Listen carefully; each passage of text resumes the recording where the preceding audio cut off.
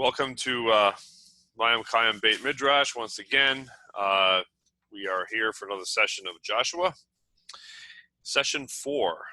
And we're going to pick up. Last week, I got cut off because of an internet problem. And so I didn't finish my notes last week. So I have those missing notes incorporated into the beginning of this week. So we're going to finish chapter 3, and then we're going to go through chapter 5 and finish chapter 5. Making some progress here in the book. So from chapter 3, I wanted to read the last few verses of chapter 3, which is what we were covering as the internet went down. And it says, beginning in verse 11, "Behold, the ark of the covenant of the Lord of all the earth is passing over before you in the Jordan. And now take for yourselves 12 men from the tribes of Israel, a man for every tribe. And it shall be when the soles of the feet of the priests that bear the ark of the Lord, Lord of all the earth, shall rest in the waters of the Jordan." Making sure I didn't have a message I needed to see. "The waters of the Jordan shall be cut off. The waters that come down from above shall stand in one heap. And it was when the people moved from their tents to pass over the Jordan, and the priests bearing the ark of the covenant were before the people. And when the bearers of the ark came to the Jordan, and the feet of the priests that bore the ark were dipped in the edge of the water, and the Jordan overflows all of its banks all the time of harvest. And the waters which came down from above stood and rose up in one column, very far from Adam, the city which is beside Zarethan. And those that descended to the sea of the plain, the salt sea, the Dead Sea, were completely cut off. And the people passed over opposite Jericho.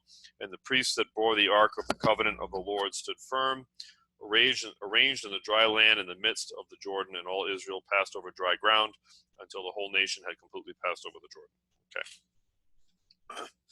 So picking up in verse 13, where it says the waters stood in a heap. They stood in a heap. This was important. The rabbis noticed that the waters of the Jordan were not merely diverted, because had they been just diverted, it would have caused widespread flooding and damage in all the surrounding areas. So if you have all this water from the Jordan backing up, it would have had to go somewhere, and it would have gone, sideways, because that's what water does, and it would have caused big destruction. So rather than that, the text tells us that the waters stood in a heap, which means the waters piled up vertically, which would have been like a massive water spout, could have been seen for a long distance. In fact, that's what they say. It was a miracle that could be seen near and far.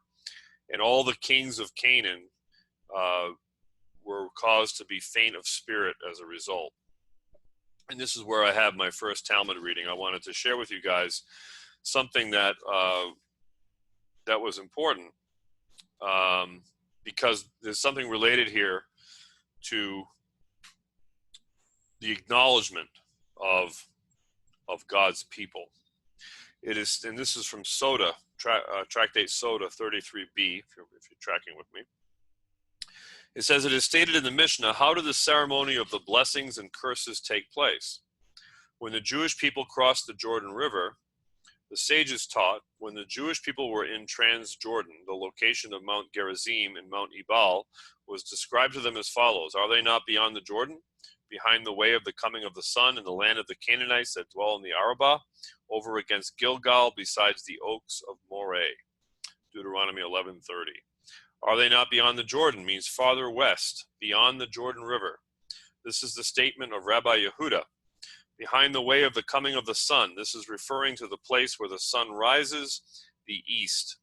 In other words, they are at a distance from the Jordan River, which is in the east. In the land of the Canaanites that dwell in the Arabah. This is referring to Mount Gerizim and Mount Ebal, where the Samaritans now live. Over against Gilgal, this means near Gilgal. Besides the oaks of Moreh, this is referring to Shechem.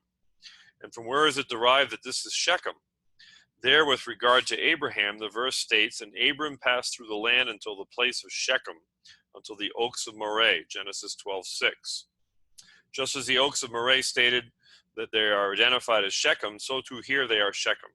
It is taught in a Bereta that Rabbi Eliezer, son of Rabbi Yossi, said, "In this matter I prove the falsehood of the books of the Samaritans.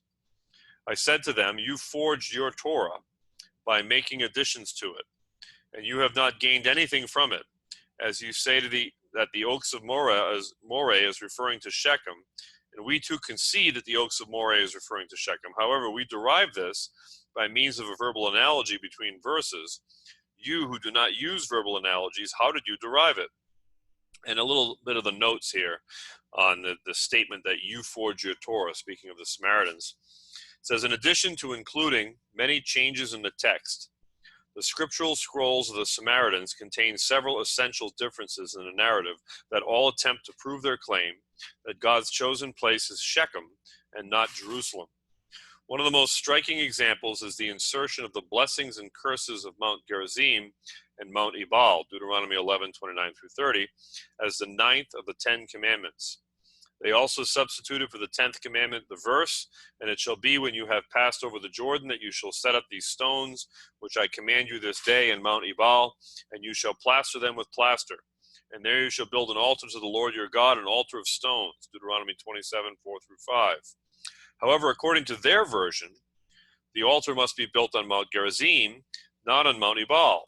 In light of this, the statement of Rabbi Eliezer, son of Rabbi Yossi, can be better understood that despite these changes to the text, they still have no basis for setting up an altar on Mount Gerizim, as it is necessary to establish the locations of these mountains based on a received tradition. Rabbi, welcome. Thank you. Have you ever been on Zoom before? Have you ever used this platform before? I have. Okay, so you're familiar with it. All right. Yeah, so is my video on? No. No, right? It's not. Your sound is on. Usually I have people mute themselves while I'm teaching, but you feel free to, you can use your video or your sound if you want to interject or make a comment or whatever. You can just turn your mic on, or you can use the raise your hand feature, and I'll know that you want to say something. Everybody, this is Rabbi Bernstein from Alpharetta. We're honored to have him on tonight, joining us. Shalom, shalom. And excited to have. We just started like 3-4 minutes ago. So I'm reading from, since you just came on, I'm reading from Tractate Soda 33b, relation to Joshua chapter 3.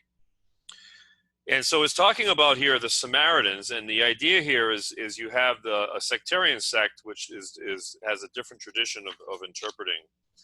And what's interesting in relation to this idea is you have this controversy of the apostasy of the Samaritans, which are considered partly Jewish, and you also have this in conjunction with the concept of Shechem. And if you've studied Kabbalah at all, Shechem is a very significant place. Shechem is a place of a transfer of power. So this is a very interesting scene that we have here in the Torah, not in the Torah, but in the book of Joshua, because we have this incident at Shechem, and the rabbis are commentating on this place of controversy. And just continuing on with the tractate, it says, Rabbi Eliezer disagrees with Rabbi Yehuda and says, forgive me, Rabbi, I don't trope when I read the Talmud. But anyways, Rabbi Eliezer disagrees with Rabbi Yehuda and says, are they not beyond the Jordan means near the Jordan River, as if it means farther west beyond the Jordan, isn't it written?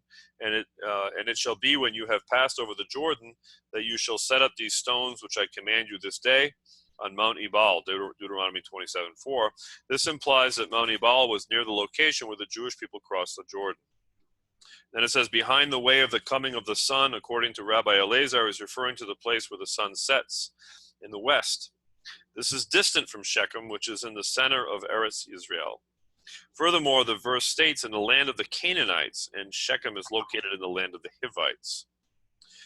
Similarly, just to finish this up, the phrase that dwell in Arabah cannot be a description of the mountains known as Mount Gerizim and Mount Ebal that are next to Shechem. Aren't they situated among the mountains and hills? The description over against Gilgal is also difficult. And it goes on. And so basically, it's just clarifying that there's been a dispute about this. And there's an accepted, hey, Miriam, welcome. Nice to have you.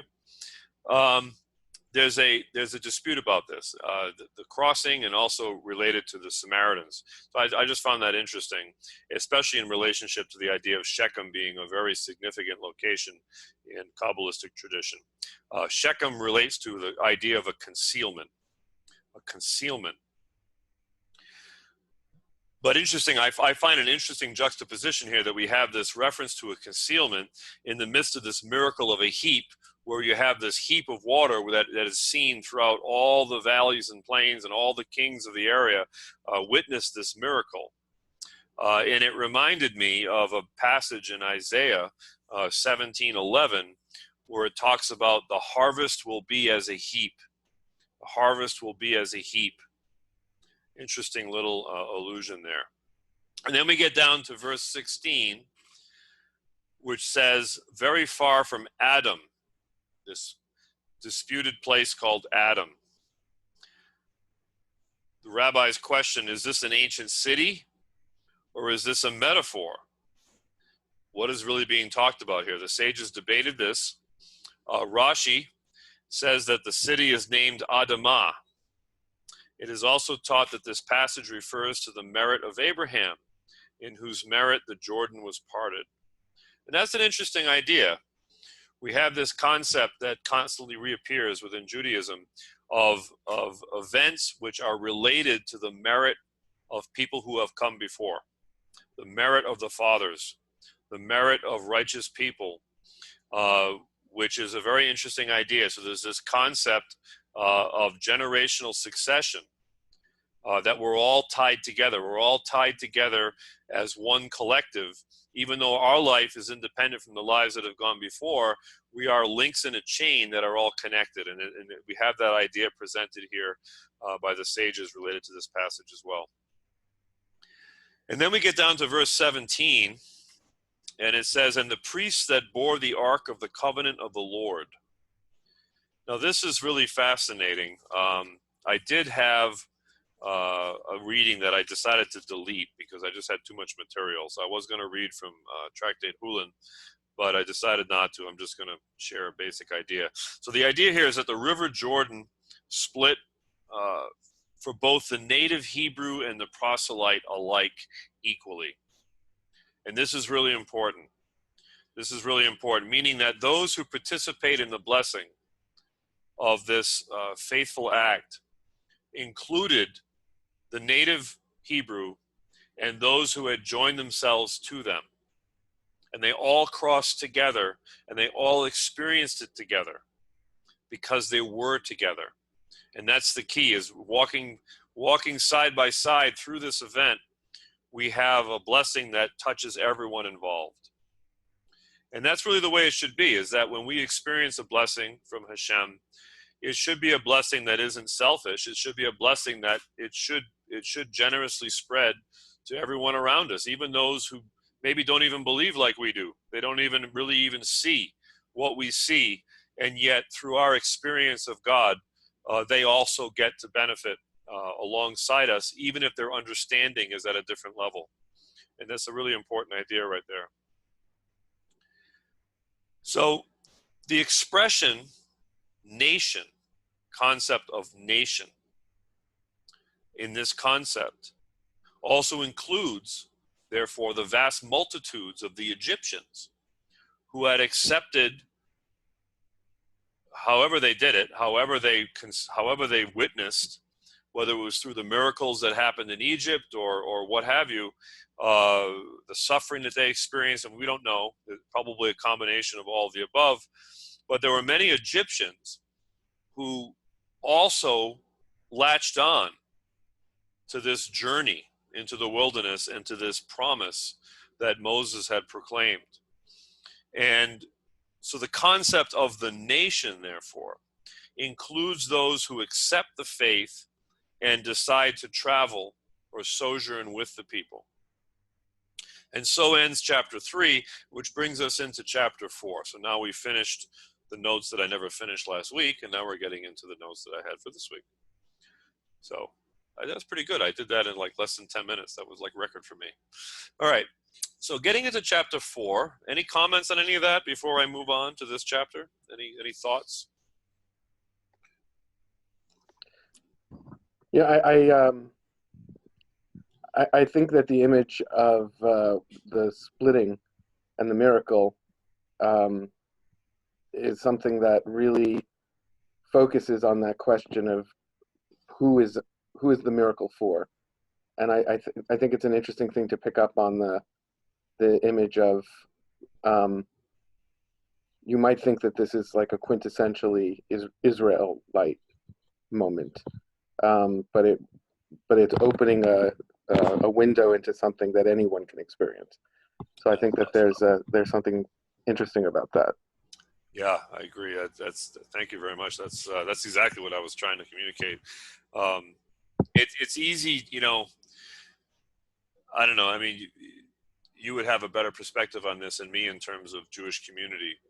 But I just think sociologically, just in a general sense, human beings tend to, we tend, as much as we try to be altruistic, idealistically, we tend to really analyze things based on, us for no more kind of thing. Like, well, how does it affect my life, right? And what does this mean for me? And it takes work for us to think outside of that and actually think about, the things I'm doing. Like we had our conversation earlier today, and I think you alluded to this a couple times. This idea that we're part of a greater schematic here. It's not just us, our family, our community, our town, our state. It's within that we have all these layers and structures, these subcultures, which are existing alongside of us that we often don't even see, right? We don't even recognize because we're just busy doing our thing, and we have to do our thing. I mean, we can only do so much. We're human beings. We live in the moment. But just to be reminded that our actions are impacting many other people that we don't even recognize sometimes. They're watching us, they're seeing us, they're being impacted by our actions. So yeah, thank you very much. That's exactly what I was trying to say. So we get into chapter 4. Chapter 4, I'll just go ahead and I'll read the text, just a few verses. It says, and it was when all the nation had completely passed over, and this is a translation that's a Judaica translation, so it may be different if you're following along in your Tanakh. It was when all the nation had completely passed over the Jordan, the Lord spoke to Joshua, saying, take to yourselves 12 men from the people, a man from every tribe, and command them, saying, take to yourselves from here out of the midst of Jordan, out of the place where the priest's feet stood firm, 12 stones, and you shall carry them over with you and leave them in the lodging place where you shall lodge this night. So they lodged before they crossed. And Joshua called the 12 men who had prepared of the children of Israel, a man from every tribe.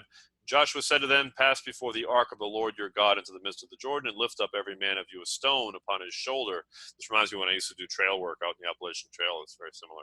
According to the number of the tribes of the children of Israel, that this may be a sign among you, that when your children ask in time to come, saying, what are these stones for you? Then you shall say to them that the waters of the Jordan were cut off before the ark of the covenant of the Lord. When it passed over the Jordan, the waters of the Jordan were cut off. And these stones shall be for a memorial for the children of Israel forever.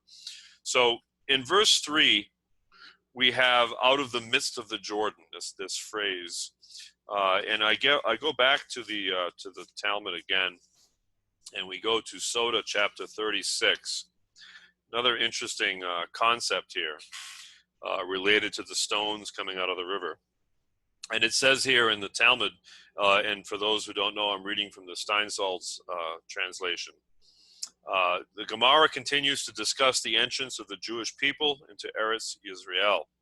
And come and see how many miracles were performed on that day.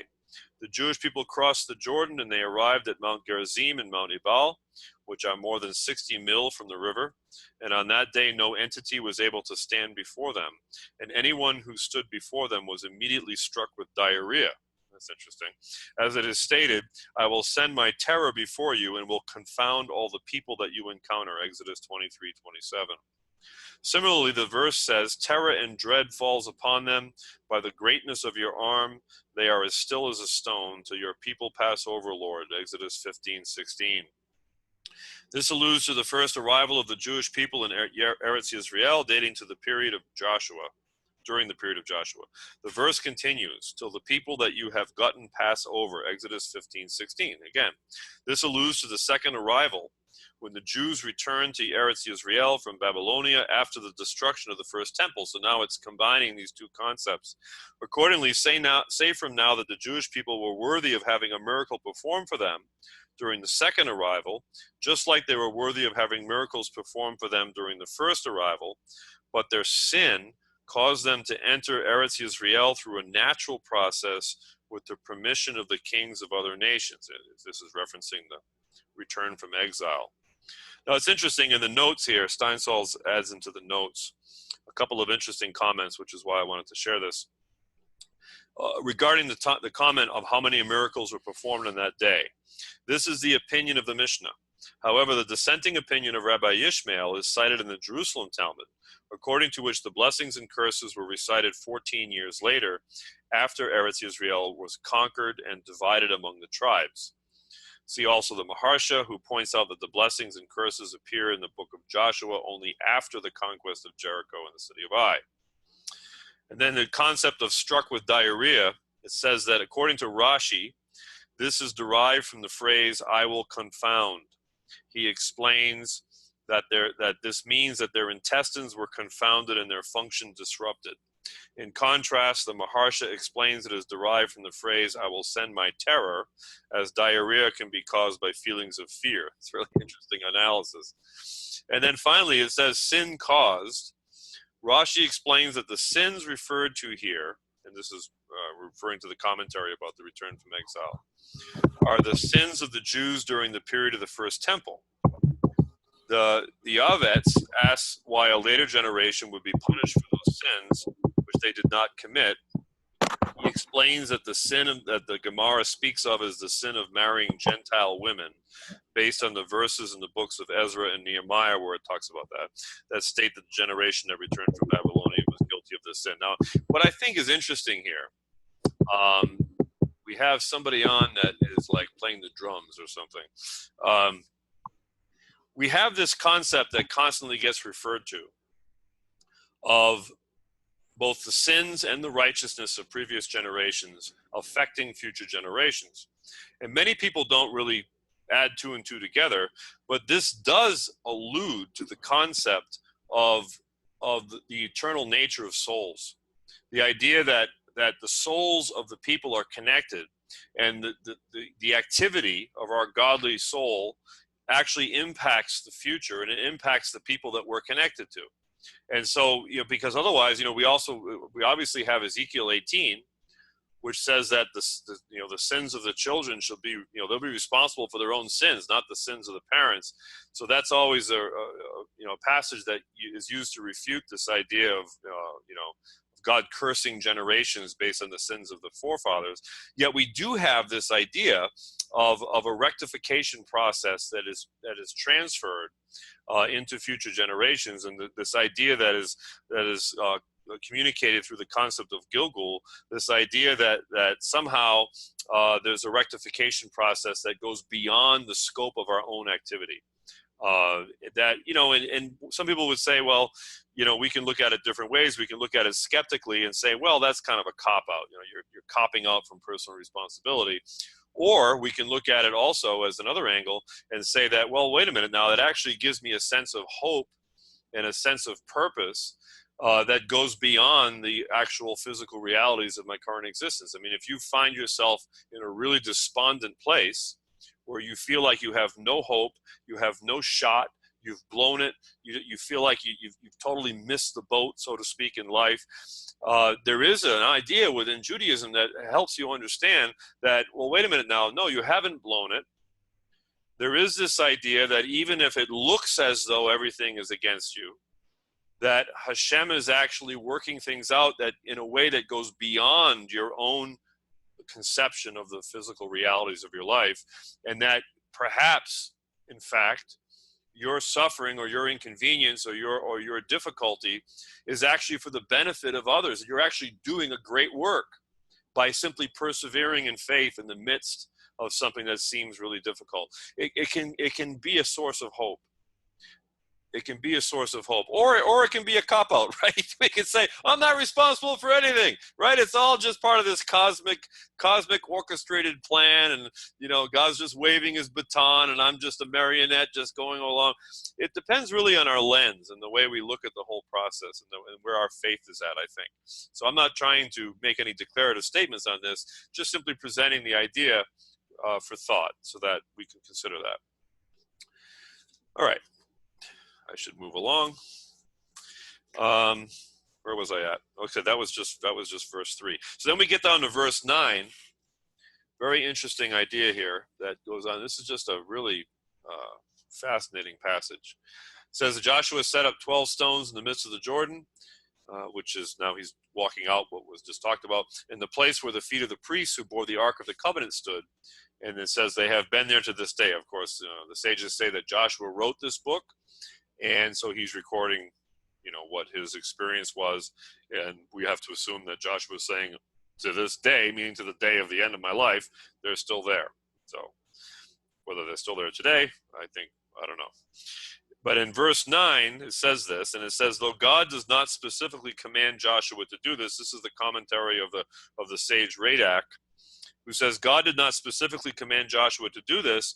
We know it was God's will, for a prophet does nothing without divine instruction. So this goes back to the idea that Joshua is a Navi. He's a prophet. So it just reminds us that, yes, God doesn't specifically spell out. This is one of the things, it was really cool because Rabbi and I were talking today about this concept of sola scriptura and how sometimes we can get ourselves tied up in pretzel knots trying to make everything literally make sense. We have to realize that there's some things that just simply aren't written that are part of the story, just like it is in real life, right? We have a conversation with somebody. We don't share every detail of every moment. We share the greatest hits that people need to know in order to be able to have the idea conveyed. What's the idea we're trying to convey, okay? A lot of it depends on context, right? So if I'm getting my car fixed and I have a repair bill and I come home with my car and, my wife wants to know, so what's the damage? What is she asking me? She's not asking me for me to describe the color of the flowers outside the waiting room. She's asking me for how much it cost to fix the car. Carla, you want to say something?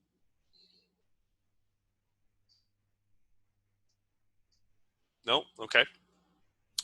So it's context. So we have to understand that when the sages, sometimes I find this is very true. Like sometimes a lot of people that have a sola scriptura mindset really struggle with some of the interpretations of the sages because, well, wait a minute, that doesn't, that sounds like the exact opposite of what the text is actually saying. But understanding that when you are studying the text at such a level of depth and clarity, that you're actually breaking down the words in a core sense, just looking at the root words and the similarities between this passage and that passage.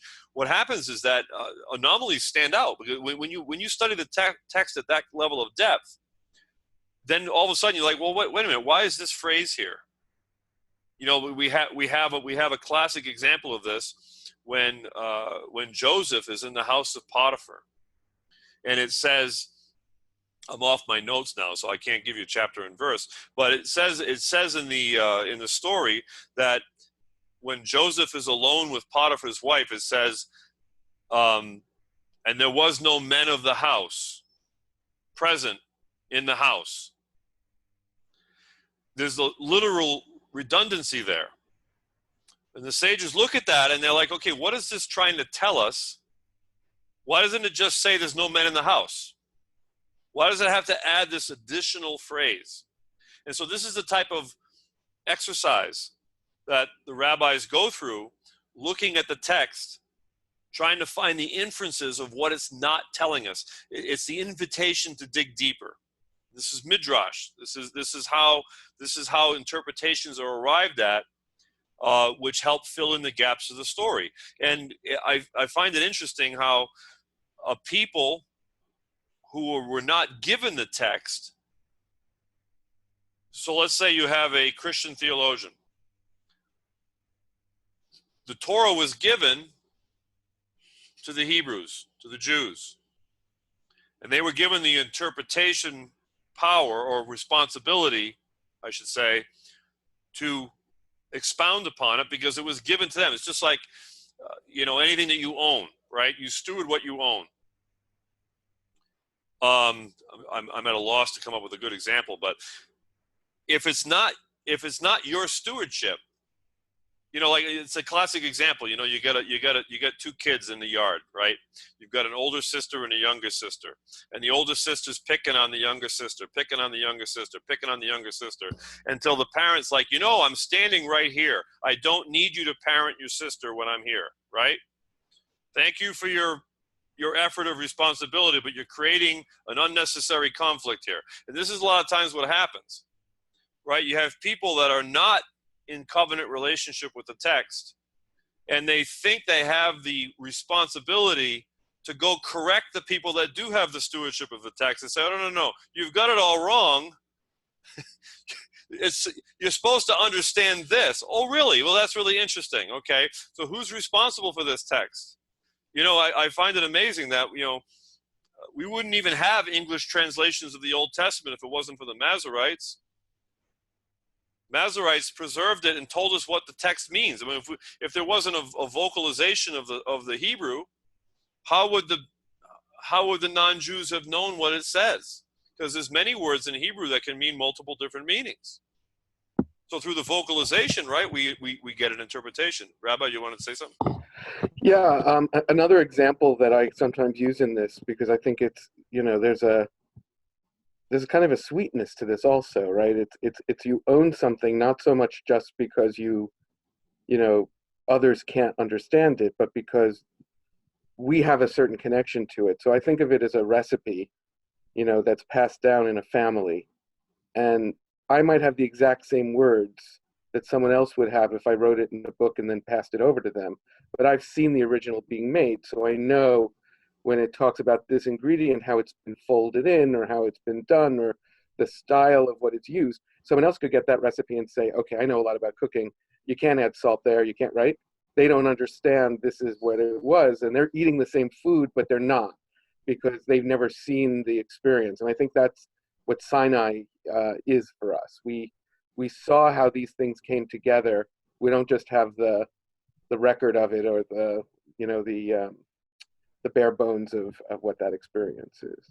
That's awesome. Thank you. That's well. Yeah, I appreciate that. That was much better than my example. I like that. There's different nuance, but I appreciate knowing from where you're coming from that, this is I'll just say the other thing is that Midrash isn't just like this technicality. Our minds work that way. Our minds have this subconscious.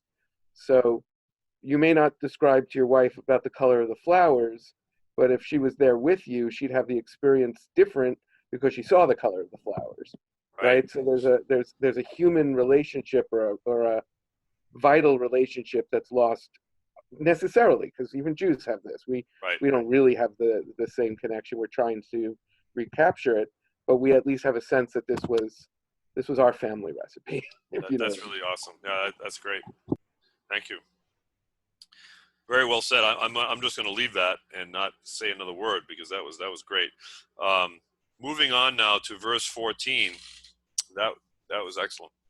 So verse 14 says, on that day, the Lord made Joshua great in the sight of all Israel. And here's, again, I'm kind of touching back on what I said a few minutes ago about this concept of generational succession.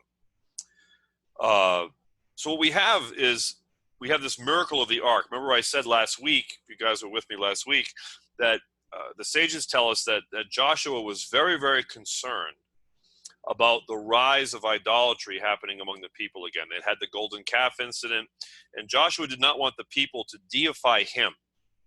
So the focus is on the ark. Follow the ark. Walk after the ark.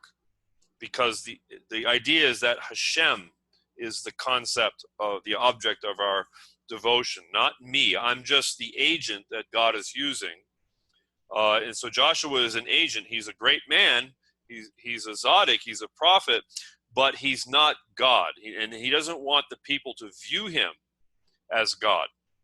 And so the miracle of the ark and the priests and Joshua walking on the water. So we have this idea that I mentioned last week that, it's very interesting to me. We have all these passages that I find in the works of the sages, that all these midrashic allusions and pictures of the ministry of Joshua that seem to be shadowed. And, so people will say, well, Jesus fulfilled all this stuff. Well, wait a minute now. if I take an arrow and I shoot it into a tree and then I paint a target around it, and I can say, wow, what a great shot. This is a fulfillment. Well, no, you shot an arrow into a tree and then you painted a target around it. So if these midrashic ideas were already present, it wouldn't be very difficult to simply say, well, he did this and he did this and he did that, just like Joshua did, just like Moses did. So you have these redeeming figures in Israel's history. And so what we always see is messianic candidates are always portrayed as having some type of a fulfillment of these midrashic pictures of previous redeemers. So it's an effect. Just like I shared in the article I had, we had that picture of all these crazy events that happened right at the crucifixion, and what we have really a eulogy. We have in antiquity, people eulogized great people by describing incredibly impossible events that happened at the time of their death. And this is the way that they eulogized great men. So this if we understand the literary tools of antiquity, we have a better picture of that. So then we have in verse 14, we have Joshua being made great, and part of the way he's being made great is, as I mentioned last week, the people all crossed through the split Jordan. And then the text tells us that the heaps came down and the water all filled back in where it was. And now what we have is you got all the people on one side of the river, and you've got the priests and the ark and Joshua on the other side. And the sages say, well, how do we fix this problem? Well, it says that the ark lifted the priests over the river, and they came across the river by the power of the ark, and then their feet landed on dry ground on the other side. Very interesting picture. And then in verse 17 of chapter 4, it says, Joshua commanded the priests, come up out of the Jordan. And it says, even though the Jordan had returned to its previous swollen state, I already mentioned this, so I don't have to read this. Okay, so let's move down to verse 20 of chapter 4. I'm doing really good here. This is like record time for me. Verse 20 says, if I can get to it here. It says, and these 12 stones which they took out of the Jordan, Joshua set up in Gilgal. So the stones were not placed, it says, in a holy place. Stones were left here by the river, not at a place of worship, such as before the tabernacle. Because what's taught is that the miracle performed by Joshua should not be considered equal to those of Moses. This is what it said.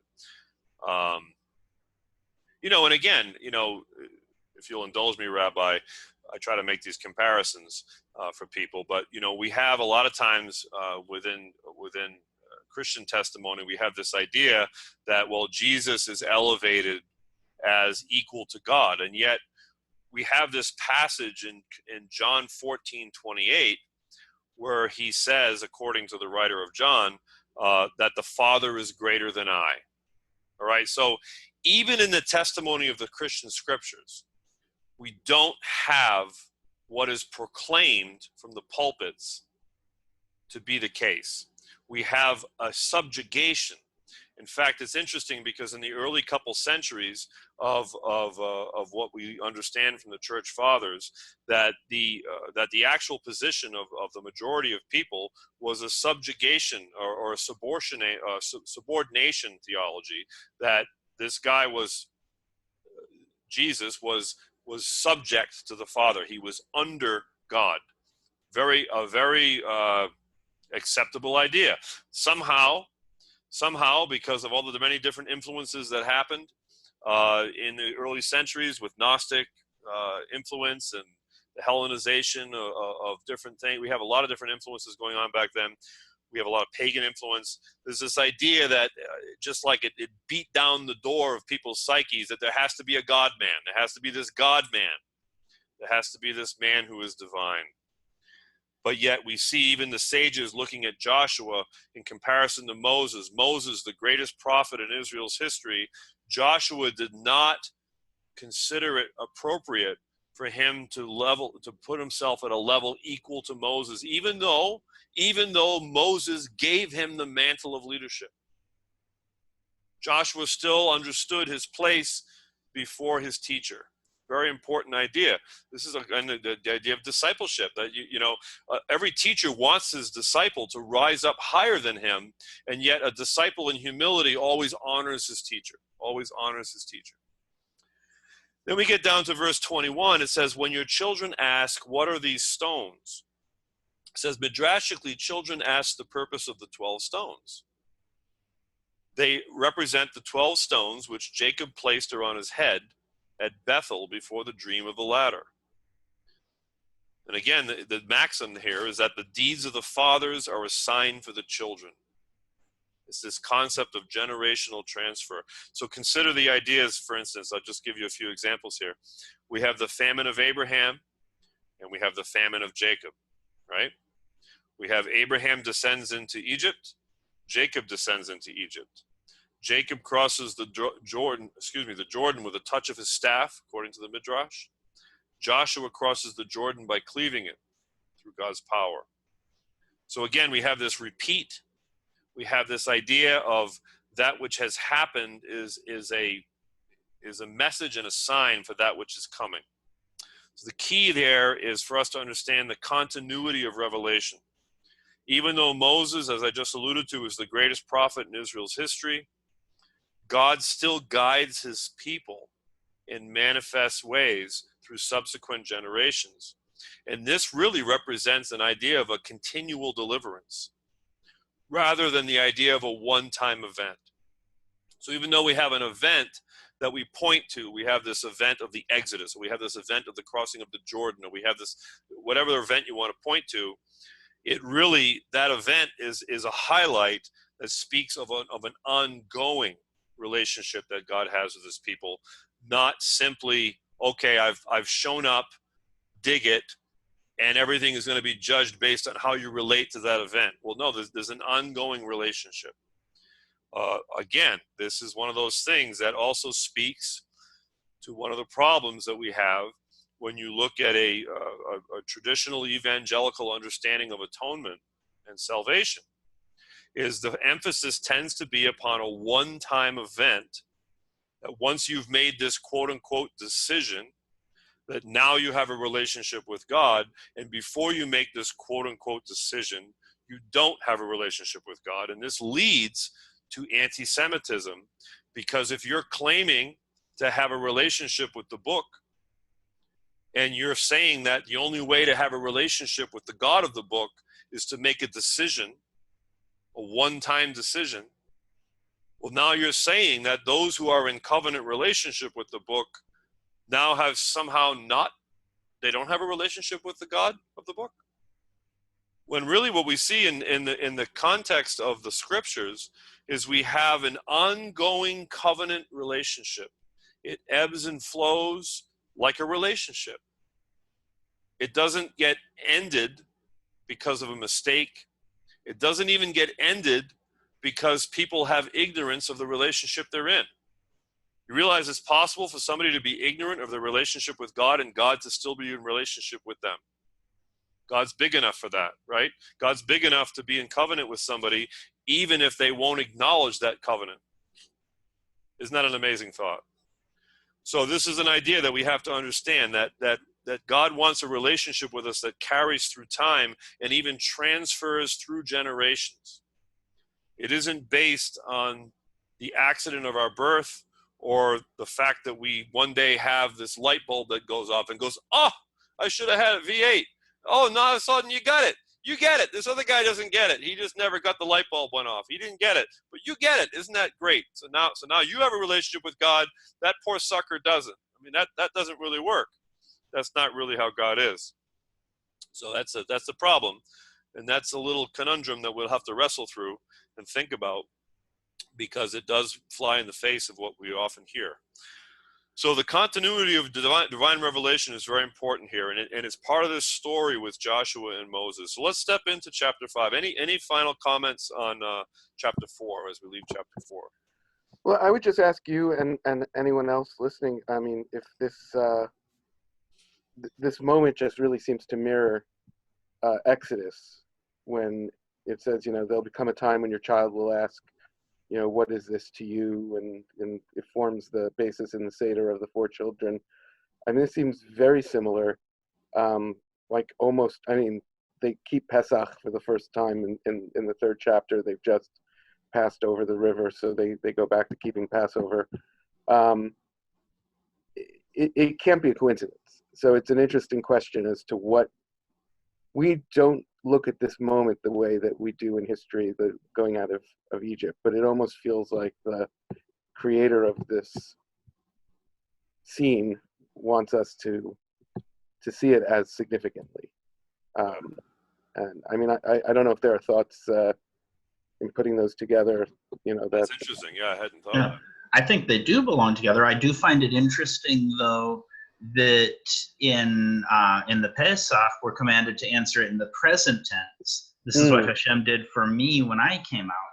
Whereas in this case, it says, Israel, tell your children, saying, Israel came out on dry land. This one is phrased in the past tense, the other in the present, but I do think they're absolutely parallel in the same way that it's almost a reverse Exodus.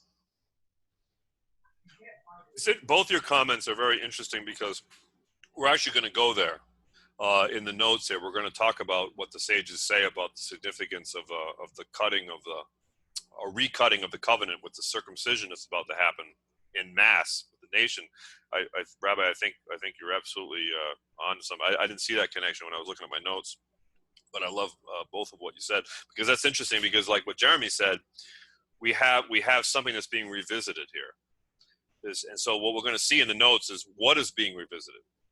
And again, this speaks about this rectification process between the ongoing generations.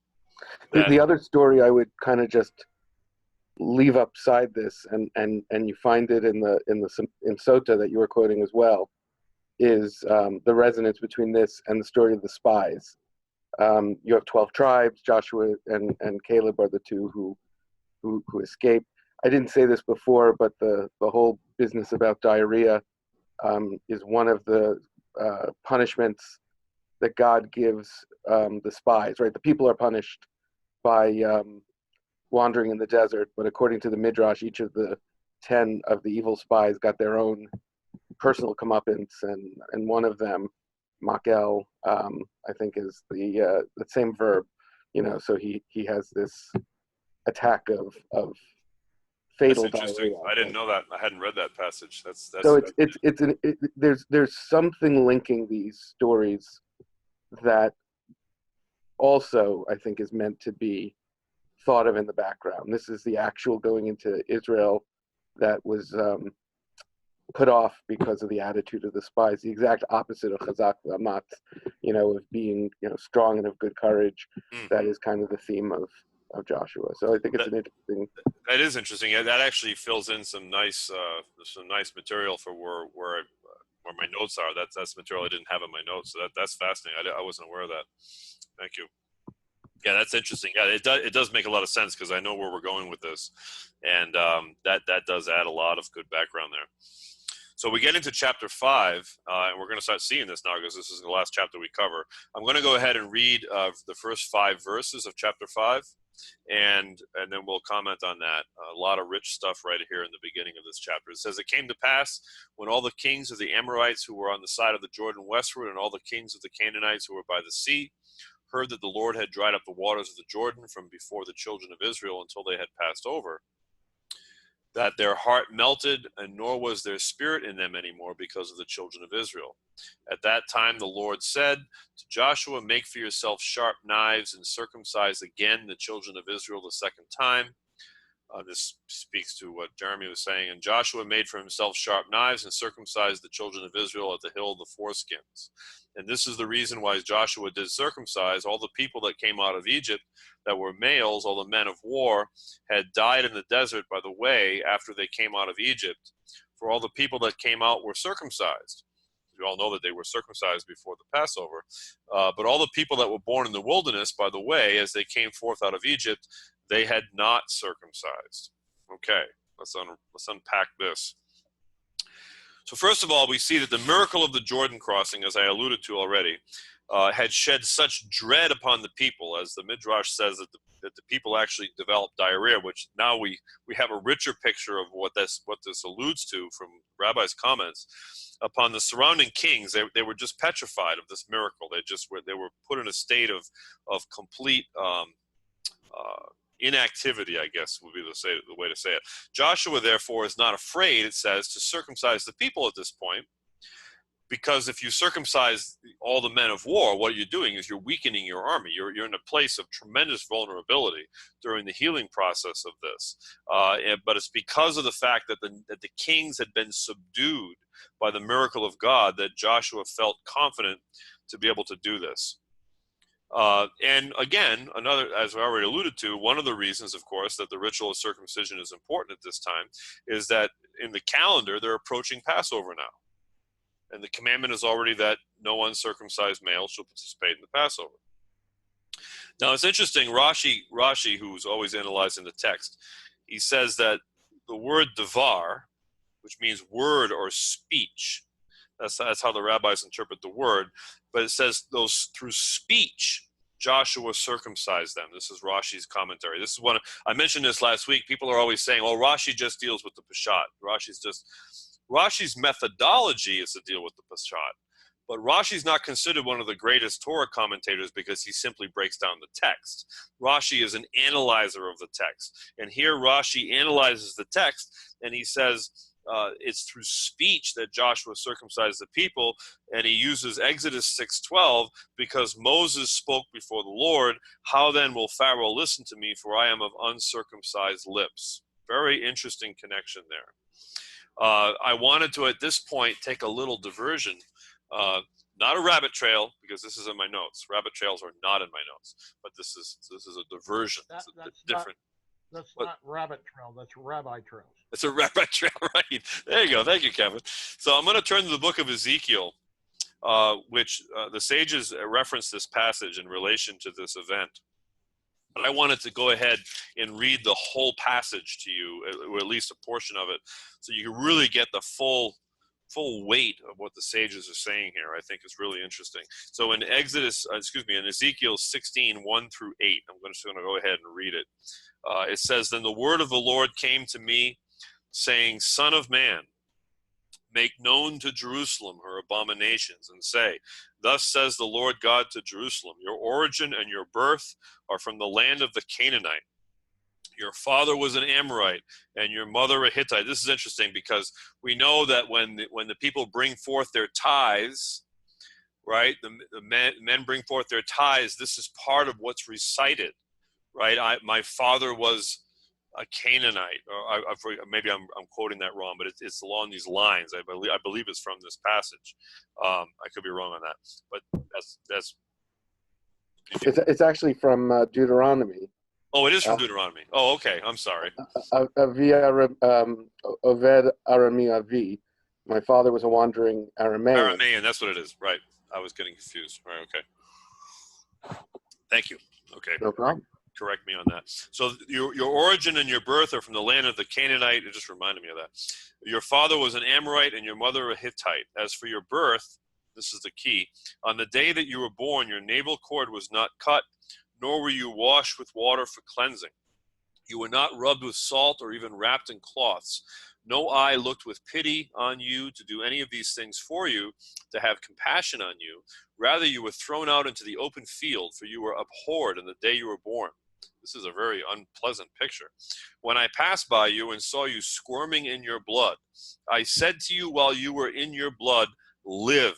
Yes, I said to you while you were in your blood, live. I made you numerous like plants of the field. Then you grew up, became tall, and reached the age of fine ornaments. Your breasts were formed and your hair had grown. Yet you were naked and bare. Then I passed by you and saw you, and behold, you were at the time for love, so I spread my skirt over you. This reminds me of Song of Solomon, this picture of intimacy with Hashem. My skirt over you and covered your nakedness. I also swore to you and entered into the covenant with you, so that you became mine, declares the Lord God. Then I bathed you with water, washed off your blood from you, and anointed you with oil. I also clothed you with embroidered cloth and put sandals of porpoise skin on your feet. And I find that very curious. And I wrapped you with fine linen and covered you with silk. I adorned you with ornaments, put bracelets on your hands and a necklace around your neck. I also put a ring in your nostril, earrings in your ears, and a beautiful crown on your head. Thus you were adorned with gold and silver, and your dress was of fine linen, silk, and embroidered cloth. You ate fine flour, honey, and oil, and so you were exceedingly beautiful and advanced to royalty. Then your fame went forth among the nations on account of your beauty, for it was perfect because of my splendor which I bestowed on you, declares the Lord God. But you trusted in your beauty and played the harlot because of your fame, and you poured out your harlotries on every passerby who might be willing. You took some of your clothes, made for yourself high places of various colors, played the harlot on them, which you should never have come about to happen, and it goes on and on and on. But this idea that God is reminding his people, reminding them of where he brought them from and what state they were in. And so this is reminded again as we look at this passage that the people, this generation, right? You could say, hey, we're the victorious generation. The generation who came before us, our parents, they failed in faith. They perished in the wilderness. And now, Jeremy says that this passage from Ezekiel is referenced as part of the telling during the Seder. Thank you for reminding us about that, Jeremy. Again, creating a parallel with the Exodus. Right. Very good. Thank you. And what I was saying is that we have this idea that we could think that, well, we're the holy generation because our parents perished for lack of faith. And yet here we are. We are the victorious ones. We are the ones who have triumphed. We are the one who have done things correctly. Therefore, we're just going to get ushered in. No. God says, no, there's something that needs to be done here first. Because guess what? You're not disconnected from your parents. Even though you want to forget your parents, even though you want to forget this faith of your fathers, and you want to act like it didn't exist, and you want to move on to greener pastures, God says, no, I'm sorry, but you are connected to them. And not only are you connected to them, you're going to save them. You're going to rectify for them through this act. You're going to be circumcised now. And it's going to provide a rectification for the sins of the previous generation. You know, we have this idea in the sages. They say that when the resurrection happens, that the first people that Moses goes to is going to be the generation of the wilderness who perished, and he's going to take them into the promised land first, meaning that God has not forgotten the generation of the wilderness. Though they faltered, though they failed, they have not been forgotten. They matter. And so in this idea, we have this idea of this, we have a very simple basic idea of preparation and sanctification, which is necessary, right? We know the Passover is coming, but we also have this greater, this meta concept of why is it that this generation, which didn't falter in faith, why must they have to go through pain and a period of discomfort before they enter into the promise? They weren't the ones that faltered, yet we see that this is the pattern, this is the order. It's the order because every generation is connected. This is the theme of this study. All right, maybe I'm pushing the point too far, I'm not sure. But what we see here, this idea of living in the blood, we saw that in the passage in Ezekiel. Therefore, through the blood of the covenant, which is a cutting away of flesh and a restriction of the animal drive, not human sacrifice. Understand this. It's not through human sacrifice that atonement is brought forth, but it's a cutting away and a restriction of flesh. The blood of the covenant is a cutting away of flesh. It's a decision to be identified with God's people and to be willing to be restricted and to be restrained, a pruning, if you will, for the sake of bringing forth sanctification. So then we have in verse 6, for the children of Israel walked 40 years in the wilderness. By becoming circumcised now, the children saved their parents. I already mentioned this, but I'm just going to read this. Children saved their parents from punishment in the hereafter. You might think, well, how is that possible? The sages say that had they failed to submit to this right at this time, their parents would have been considered responsible for their failure to fulfill this commandment. Joshua encouraged them to accept it, therefore, on behalf of the previous generation. This is what the sages tell us. Very interesting idea. Do you think that's fair? Do you think it's fair for God to hold a generation responsible for the actions of a previous generation? Do you think that that's reasonable? Could we protest that? Right? We could. It's actually, right? though, the opposite, right? That God is holding the generation responsible for their future generations, which is fascinating. Right. Exactly. I mean, it's like we think it through logically. Is that right? Because if we're going to be connected to the previous generations, then what does that mean for us? Right? That means other generations are connected to us. Exactly. That's excellent. Thank you. So verse 9, and the Lord said to Joshua, this day I have rolled away the reproach of Egypt from you. Now that's interesting. The reproach of Egypt. What is the reproach of Egypt? What is that? What is he talking about? Rashi says, I have removed, rolled away. Again, I don't have to be too creative here for you guys to see creative literary allusions here. Rashi says, rolled away from me the reproach and shame, and he rolled away the stone. This is a quote from Rashi. When Jacob saw Rachel, the daughter of Laban, his mother's brother, Jacob went up and rolled the stone from the mouth of the well and watered the flock of Laban, his mother's brother. Genesis 29:10. So therefore, Jacob is removing the reproach from Rachel because she couldn't remove the stone. He did the service for her. So it's an idea of serving for the sake of removing reproach and doing this act. And that way, we see that uncircumcision or an absence of sanctification is related to the concept of shame. Shameful beliefs and practices of the Egyptians, therefore, needed to be eliminated from Israel's psyche and from their physical experience. If you guys remember from the Derek Hashem sessions, we talked about Zerma, the removal of pollution. The removal of pollution from the world, a concept that is often related to the idea of tikkun, the idea of removing pollution, removing the contamination or the virus, right? And one of the things that, I was really blessed earlier today, I won't get into the conversation, but we talked about the idea of the problems related to fundamentalist type thought, of starting to think that somehow we are separate and distinct from everyone else around us, when in fact the virus of Zerma, the virus of the pollution of the human condition, affects everyone, and we're all responsible for healing each other. It's not that I'm now sanctified and I must now keep myself separate from everyone else. It's the idea that that which I do to sanctify myself benefits everyone else, and therefore I can share that. I don't have to worry about, well, I can't touch, I can't taste, I can't do. I'm not talking about kashrut. I'm talking about the idea of not being able to deal with people, because the virus is spread throughout humanity. Whether we're eating kashrut or not, whether we're following the mitzvah or not,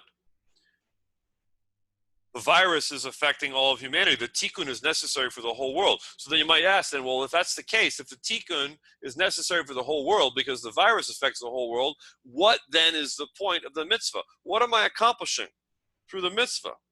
Well, what you're accomplishing is you're healing your neighbor. So if I love God, I'm not loving him selfishly for my own benefit. I'm actually loving him for the benefit of the people around me, even if they don't acknowledge what I'm doing. Therefore, I can be free to love God without worrying about the acceptance of my neighbor. My neighbor doesn't have to accept the mitzvah in order for me to do it as an act of service. He doesn't have to understand it. He doesn't have to agree with me. I can just do it as an avodah. There's something very powerful about the reversal of our expectations, right? This is about being on the same ideology as our neighbor, as opposed to doing something that, as you said, right, doesn't have to be understood, doesn't certainly have to be, believed in the same way. Um, the circumcision itself is referred to as a tikkun.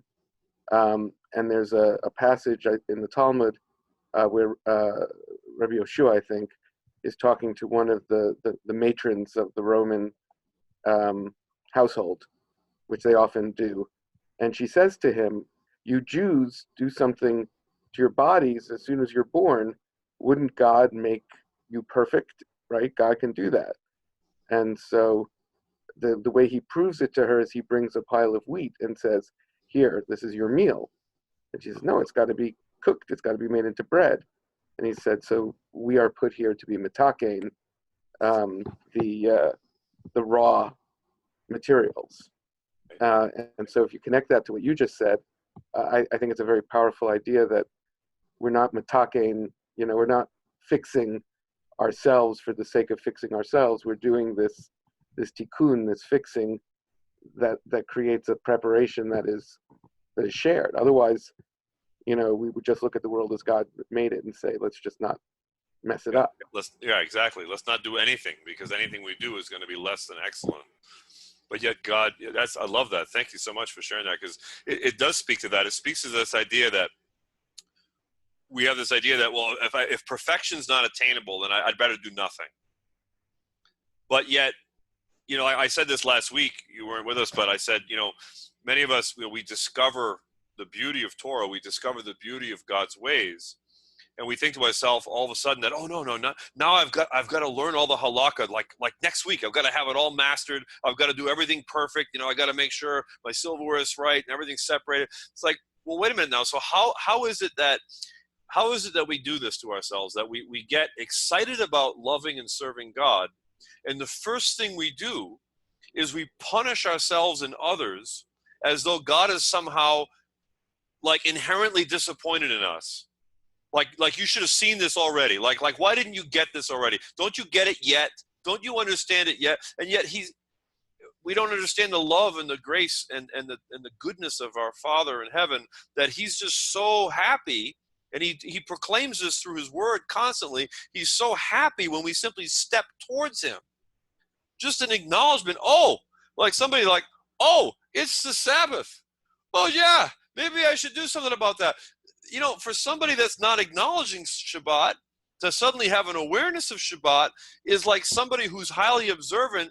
Suddenly, maybe they put a mezuzah on their door and they didn't have one before. And you think, well, yeah, this guy's really holy. He's got the mezuzah, he's got the kashrut, he's got everything. And this other guy is just like, oh yeah, maybe I should acknowledge Shabbat. And yet, in terms of light to heavy, what is the greater work of faith in that context? And what is God pleased with? And so therefore, how should we view our neighbor? How should we view that person who, maybe they weren't given a good education. Maybe they weren't raised in a healthy home. Maybe they were abused. Maybe they didn't receive love. Maybe they've got psychological damage. And rather than being so litigious and rigid with people that we think, okay, well, this is Shalkuna Rook right here. You failed. No, they haven't failed, not in God's sight. Maybe in some scribe's sight, but not in God's sight. God's like, he says to you, okay, so great. So what's your tikkun in this? Can you help this man? Can you help this woman? Can you accept them in their state? Can you love them? And can you help them get to that next step that they need to be at? And, this idea, it's a simple idea, right? It's a simple idea that I talk about, and we're like, oh yeah, of course, right. So elementary. How hard it is to walk it out. How hard it is to walk it out. Because we think about ourselves and we think about where we're at. We don't realize the impact we're having on other people around us. So I thank you so much, Rabbi, for sharing that. That blesses me. You've added a lot. This is great. So anyways, let me move on so we don't go too long here. So we have this idea of circumcision, which Rabbi just mentioned. Circumcision is an aspect of tikkun. And then we have verse 6. It says, for the children of Israel walked 40 years in the wilderness. And the children are now saving their parents. And really, they're not saving their parents. What they're doing is they're listening to Joshua. If you ask them, they're like, I'm not saving my parents. I'm doing what Joshua said. We got to get circumcised. We're going to go conquer the land. Right? But, you have children. Your children, my daughter graduated from high school this past week. While my daughter's getting her diploma and walking down the aisle, I don't know exactly what was going through her brain, but she probably is not thinking about her parents while she's getting her diploma and walking down the aisle. She's thinking about her friends. She's thinking about how she's walking. She's making sure she doesn't trip. She's smiling. She's very self-conscious. And yet in the midst of her self-consciousness, she's blessing her parents just by being her, just by being who she is. And we think we have to make ourselves into some incredible thing. And just being who we're created to be and walking out what's in front of us, we actually positively impact people who are looking to us. And they don't have to be people that we're even responsible for. People that just look at us. Like, wow, look at this. This is great, So anyways, oh, I got a friend request. That's exciting. Okay. So, all right. The Lord said to Joshua, this day I have rolled the reproach away from Egypt. And I've read this already. We talked about the Zarma, the pollution. Let's wrap this up. So this relates back, as Jeremy said a few minutes ago, back to the Passover. And as I shared last week, we had this article that I read last week where we talked about the idea that in Egyptian culture, in Egyptian religious thought, the lamb was a sacred animal. So this idea of the Passover, the slaying of the lamb deity, really was an affront to Egyptian religion. The idea that you would sacrifice a lamb and eat it was unbelievably offensive to Egyptian culture. We talked about this idea, but this reality of this circumcision, of this sanctification, it's a preparation of the people, putting them back onto ground zero, so to speak, and it also represents the cleansing and removal of carnal lusts. So very interesting, isn't it? So as I mentioned in the first session, that the book of Joshua, contrary to what some people think, is not simply a record of military conquest. There's spiritual overtones going on through this whole story that relate to Israel's destiny, Israel's purpose, and Israel's relationship to the world and the nations around her. It's not simply a matter of Joshua strategizing the best way to conquer the land. Jeremy says here that once somebody expressed astonishment at the Baal Shem Tov's capacity to share in another's trouble. What do you mean share? Asked the rabbi. It is my own trouble. How can I help but suffer it? And Rabbi Moshe of Kobrin said, if I said that name right, to know the needs of men and to bear the burden of their sorrow, that is the true love of men. Oh, that's awesome, Jeremy. Thank you. Great share. Great share. All right. Now, verse 12 says, the manna ceased on the morrow. The manna ceased in the plains of Moab following Moses' death, but they still ate of it until they crossed the Jordan and came to Gilgal, completing the 40-year period. You see, this is important that this time period be fulfilled. And I just wanted to mention that. There's some debate about when exactly the manna ceased. Verse 13 says, he lifted up his eyes and saw, behold, a man standing opposite him with his sword drawn in his hand. And Joshua went to him and said, are you for us or for your adversaries? Now here's a passage. Once again, I'm forced and compelled to comment on this based on the eisegesis of Christian testimony, because typically within Christianity, and this is not to bash Christianity, but just to point out that theologically it is often taught that this is Jesus, right? That this is Jesus actually, presenting himself before Joshua. Of course, the obvious problem of the fact that we know that if Jesus existed really in that time period, that it says that he was born and that he grew and became a man. So therefore we know that he himself was not present here at this scene. So who is present at this scene? Well, the sages tell us it's the angel Michael. Interesting, the archangel Michael. Now, if you understand the concepts within Kabbalah as we talked about in the Derek Hashem series, we talked about this idea that there's certain levels of angels that actually have higher levels of job, higher levels of responsibility, whereas most angels are just energies that actually just carry out God's will. But Michael, he's one of these archangels, right? So we're not getting into angelology here, but the Rambam declares, interestingly, this is interesting because Rabbi and I were talking about Rambam earlier today. The Rambam declares a very interesting thing on this. He says that this is related to a dream that Joshua had, in which Joshua visualizes himself within the city of Jericho.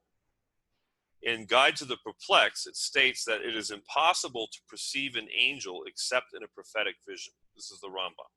Okay. Guide to the Perplexed, very controversial text among certain circles. However, we have this idea that Joshua sees this vision.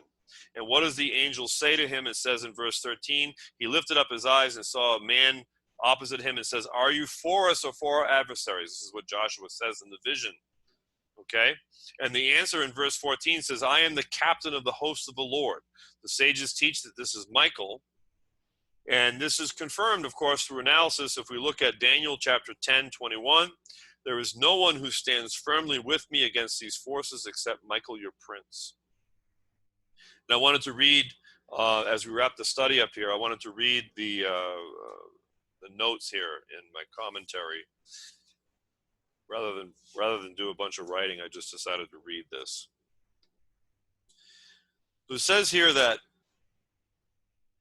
Joshua was unaware of the ethereal state of his visitor, taking him for a soldier of flesh and blood. This is in the commentary. He queried, "Are you for us or for our enemies?" Thereupon the angel replied, "No, I am not a mere human. I am the archangel Michael, the captain of the Lord's host of heaven and earth. I have come now to this very instant that you saw me.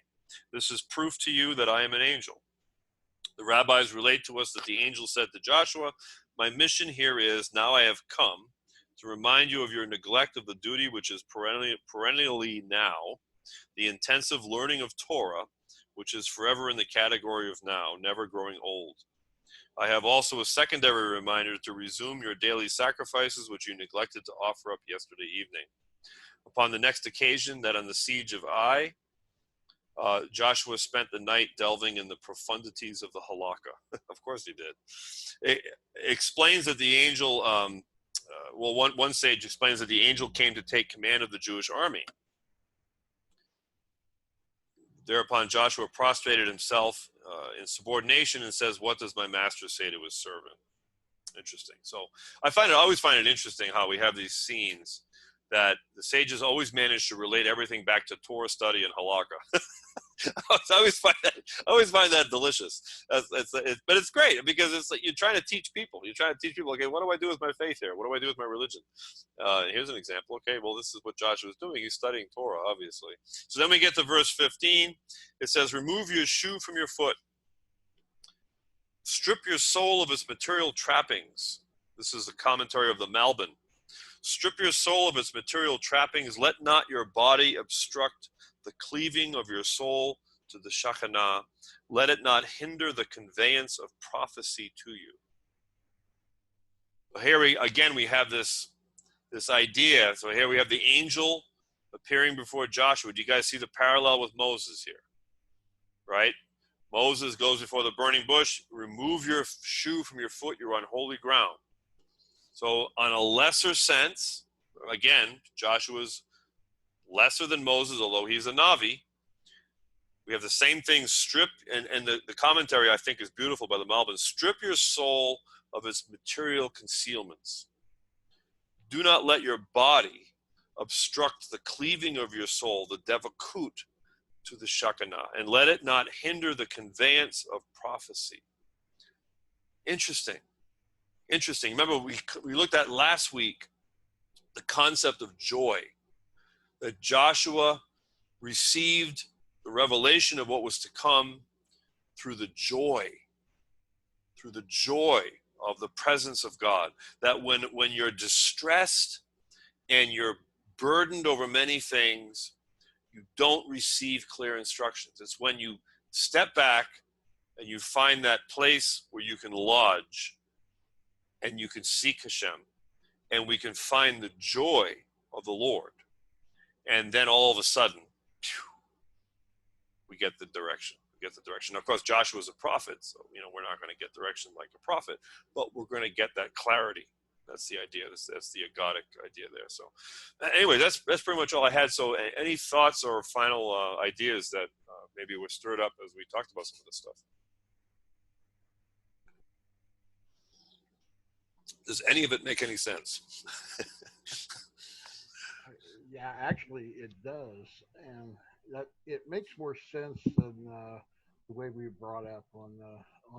I love what Rabbi said about each generation. You know, is always responsible for the past generation, but also we're not. It's not for ourselves that we do these things, and it's so different than how how we want to think. And it's always us. It's always us. And I just really find that beautiful, really beautiful. I like the way this constantly uses these literary devices to remind us of old stories, but then what is the difference between how Moses approaches it and Joshua? What is the difference between crossing the Jordan versus crossing the Red Sea? It really makes it clear that these stories are not just our stories, but they're stories that already resonate in the time of how Joshua unfolded or how the story came together, however you want to look at it. Those stories existed as tropes, for want of a better word. And, the Talmud then comes and takes it maybe into some directions that seem wild, but they're gluing it together in a different way, the stones with Jacob and the stones with, it makes it impossible to read this simply as a, account of something that you either take or leave. Right. Yeah, that's beautiful. I appreciate that. That's what I was seeing as well. That this idea that even though you could have different traditions of interpretation or different ways of looking at it, some people would reject Kabbalistic interpretation or what have you, but yet you can't deny what you just said. The reality is you've got this commonality of experience and a commonality of thought that weaves its way through. So no matter what a person's relationship is to the tradition, they still are going to be faced with these same ideas, these same concepts, and they're almost universal in scope. This idea of deliverance and redemption, and the idea of God's people being brought through this journey that transcends their own life. And I just, as I was preparing this, that was the thought that was just prevalent to me, was the idea that, this generation now that is with Joshua, this second generation, everything that they're experiencing here reminds them of that which has gone before them in some way. It's like you have this constant parallel, like you just alluded to. And, what are the people supposed to be seeing from this? I think it's so interesting that, we have this natural desire to pull away from our parents and to separate ourselves and to distance ourselves, because like we grow up and we think, well, I want to be cool, and we look at our parents, we're like, well, we catalog all the things we don't want to be, we catalog all the things about our parents we don't want to emulate, and then we come face to face with this idea that no matter how much we try to run, ultimately we become that which we came from, and we have to wrestle with that. We have to wrestle with, okay, here's my origins. What am I going to do with it? I can't just make believe that none of it exists, right? I don't know if that's probably not where you were going with what you were saying, but no, absolutely. I not at all. No, I think that's exactly it, and it's very personal when you think about it as our own experience, our own generation. Awesome. These people are also coming from a place where they can't help but understand that the last 40 years of their lives has been because of a failure of their parents. Wow. They can't escape that, and they're effectively given a do-over. Yeah. After 40 years, they're given this chance to do all the things that their parents did and to try and achieve what their parents failed to do. I'm reminded there's a great scene in The Lord of the Rings where Aragorn is wrestling with his heritage, and Arwen has to remind him, you are not your forefathers. You're not, you have those same weaknesses in you, but you can also take that to something new and something different. But they can't escape the fact that they've just spent 40 years wandering in the wilderness because because of the sin of their parents. That's unavoidable. Yeah. Good stuff. Yeah. Okay.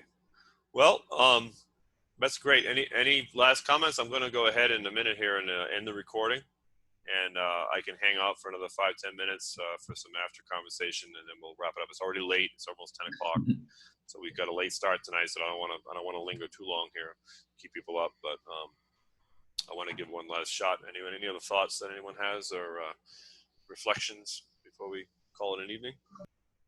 Well, I think the interesting thing that I am having the privilege of learning is I've heard these stories for decades, but when you are given, air quotes, Old Testament stories, they are presented strictly as that, a story.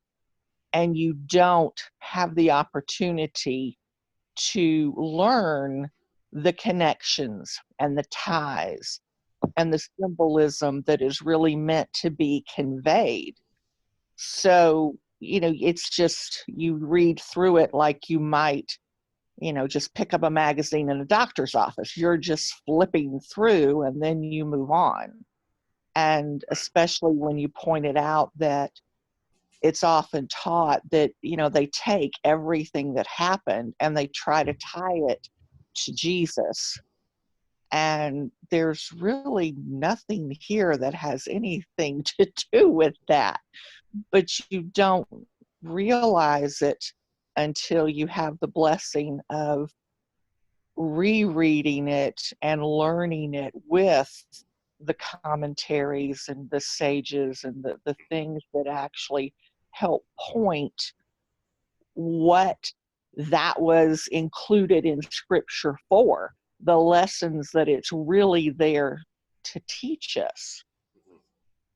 It's a common thing, though. It isn't unique to Christianity that people do this, because you even have in the rise of the Hasidic movement, you've got many legends and stories related to the Baal Shem Tov, for instance, that may or may not be actually attributable to the actual individual in question, since in a very similar fashion, he never really wrote anything, but yet his disciples transferred all this information.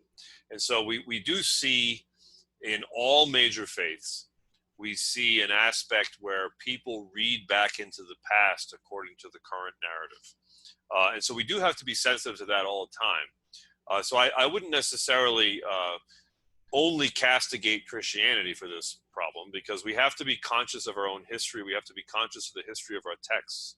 We have to know, we should take responsibility to educate ourselves about how these texts have been interpreted historically, how these interpretations have changed over time.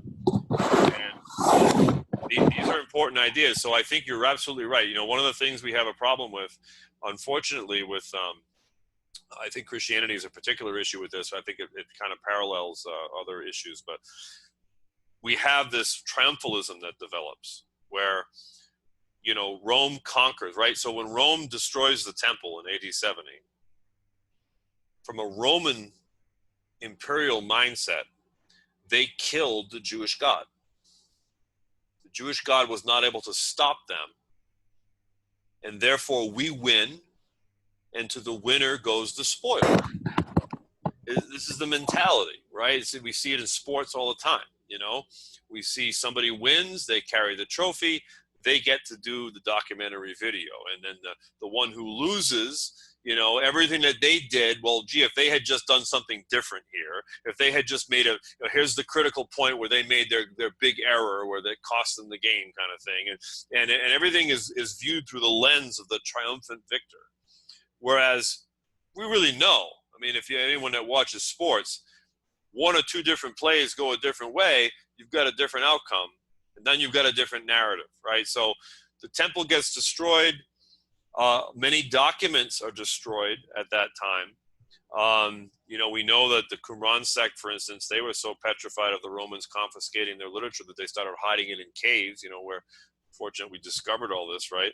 But we have this idea of triumphalism which exists, and it affects the narrative. And so every religion has to be cautious of this process.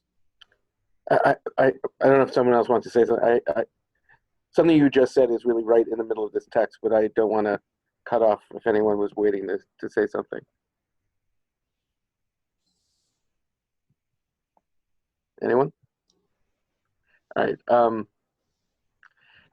So verse 14, or 13 and 14 in this chapter, Joshua says, "Are you for me or for my enemies?" And the angel says, "No." Doesn't say, "I'm for you." Doesn't say, "I'm for your aim." It says, "Vayomer lo ki ani sar tzeva Adonai." Neither, because I'm an angel of God.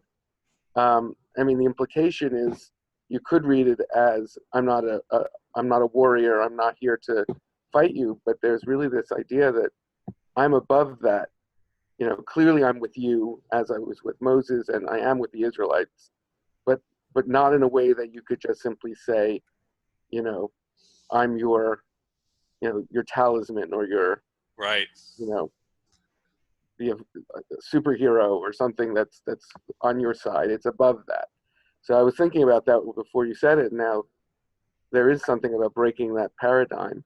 You know, the Egyptians are the bad guys, and the Jericho is the bad guys and everything else, and yet at the same time there's no point in which God's attitude is it's you against everybody else in the world, and they're the ones who are against me. Everyone is a potential believer or tzaddik, or however you want to look at it. Yeah, that's really awesome. That's exactly it. That's what I was trying to communicate, is that idea that we have to always be cautious. You know, Jeremy, I think, you brought this up in a previous study. I could be wrong about this, that it was you, but I thought it was you. That the idea that there's a Midrash that talks about not to gloat overly much over Pharaoh's chariots perishing in the sea. It was at the Seder when we removed the wine from the cup of clay. That's what it was. That's when I heard it. Right, and we were sharing it then. This idea that we don't gloat over the dismay of our enemies. Mm-hmm. That, you know, because they're really not our enemies. It's just they're the. I see that God does this one thing with Israel always, and it's, you know, you do what I tell you to do. You do this and be obedient. I'll take care of all these other things. Mm-hmm. You achieve. He says that something will happen, but he leaves that to Israel to make that happen. It's a work. It's a work that they do as well, you know, and it's not just him doing it for them. You know, they are achieving this. Right. And this is how we have to look at this for ourselves as well. You know, is we're to make this place. Like Ravi said before, that you know, about the story about where God, you know, gives us the minimum, and we work with what we have, and we make it better. And it is a point where we have something to work with, and he gives us the tools, he gives us the abilities, he gives us that, and it's not for free. It's just we have to work together to do this. And do like Jeremy said it earlier in the comments, it takes a community. It takes a community to accomplish this stuff. Yeah. David, did you want to turn? No one's an island. What's that?